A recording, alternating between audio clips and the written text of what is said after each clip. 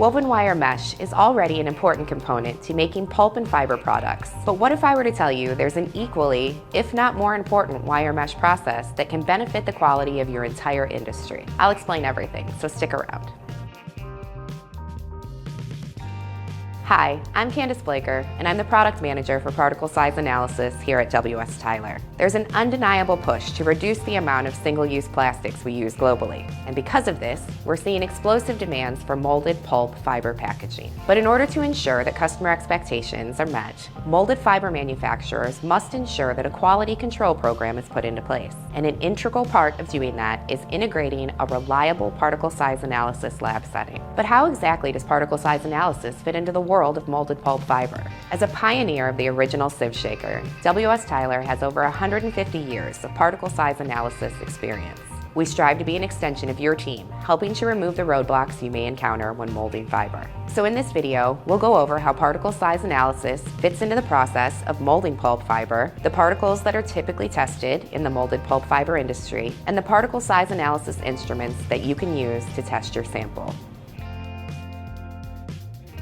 To produce molded pulp fiber with uniform quality, the size of the mineral particles must be uniform themselves. Particle size analysis works to verify the particle size range of the minerals being used, ensuring that a specific amount of a specific mineral has the same effect on the pulp each and every time. This in turn allows molded pulp fiber manufacturers to standardize a pulp mixture that can be used to produce molded pulp fiber goods consistently, no matter who's working the production line.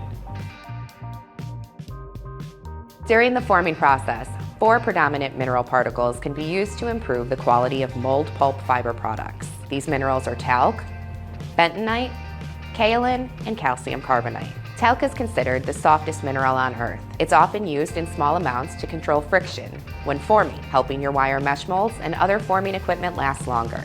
This mineral can also ensure the final mold can be printed on thoroughly and efficiently. Another beneficial quality of talc is that it can catch and collect pitch and stickies. This proves to be especially beneficial when working with various wood and recycled fibers. Kaolin, also referred to as China clay, has been used for hundreds of years in a wide range of applications, like ceramics. But for molded pulp fiber, it's specifically used to help deliver smoother molded pulp fiber goods with enhanced whiteness.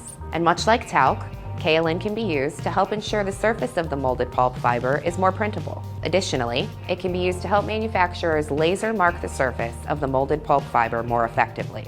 Calcium carbonates are some of the most commonly used minerals in the pulp and fiber industry, and often come in the form of limestone, marble, and chalk. In most cases, these minerals are used as fillers to control the amount of fiber being used.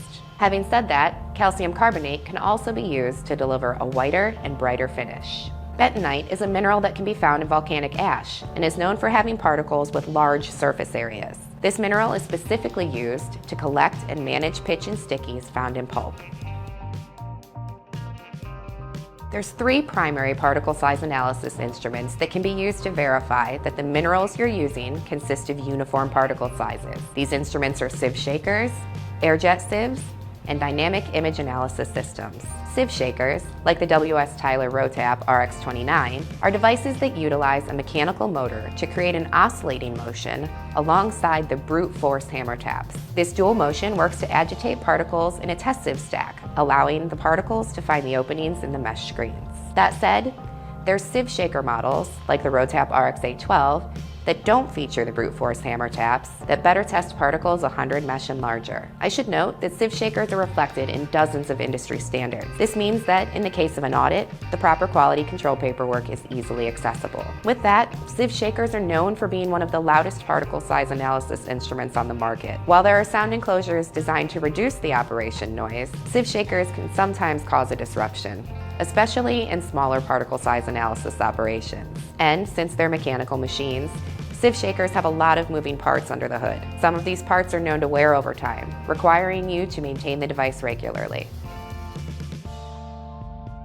Sonic sifters, like the Sifter Sonic Separator, are designed to test finer particles, ranging from 5.6 millimeters down to 3 micron. They use a sonic wave to create an oscillating air column that works in conjunction with an agitating horizontal tap to promote particle movement throughout a stack of sonic sieves. To guarantee that you can test material no matter the density or texture, A sonic sifter grants operators complete control over the amplitude of the sonic wave. Now, it should be noted that these devices do not use standard 8 or 12-inch test sieves. Instead, sonic sifters are designed to house 3-inch acrylic test sieves. These can be very beneficial because their transparent profile allows operators to visually observe how easily sample material passes through the sieves in the stack.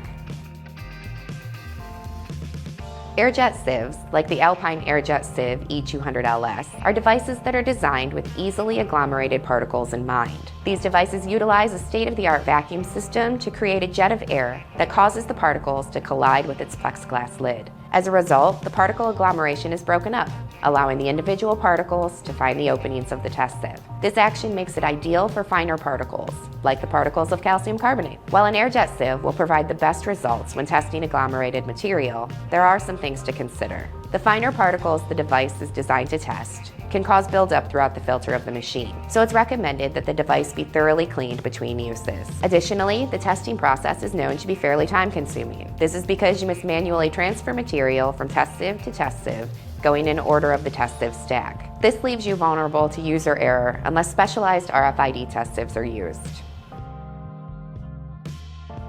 Dynamic image analysis systems are highly sophisticated devices that can give insight into not only the size of your particles, but their shape as well. This can provide tremendous value to those attempting to match the shape of their fibers to the shape of the minerals. Dynamic image analysis systems, like the W.S. Tyler computerized particle analyzer, utilize a high-speed line scan camera. This camera works to capture the profile of up to 10,000 particles as fine as 10 microns per second. This unique system helps to complete testing as quickly as 3 minutes. This is substantial when you compare it to the 30 to 60 minute time frame of the other devices. This can help reduce your labor costs while allowing you to spend more time refining other aspects of your molded pulp fiber process. Thanks so much for watching. If you have any questions, fill out a Contact Us form so that we can answer your specific requests. Just click the link in the description. And if you'd like to learn more about woven wire mesh or our many other products, we have a learning center filled with written and video content to make you an expert. Just click the second link and you'll be that expert in no time. And don't forget to click the subscribe button and ring that bell to keep up with all things W.S. Tyler. Once again, my name is Candace Blaker, and I'll see you around in the next video. Bye for now.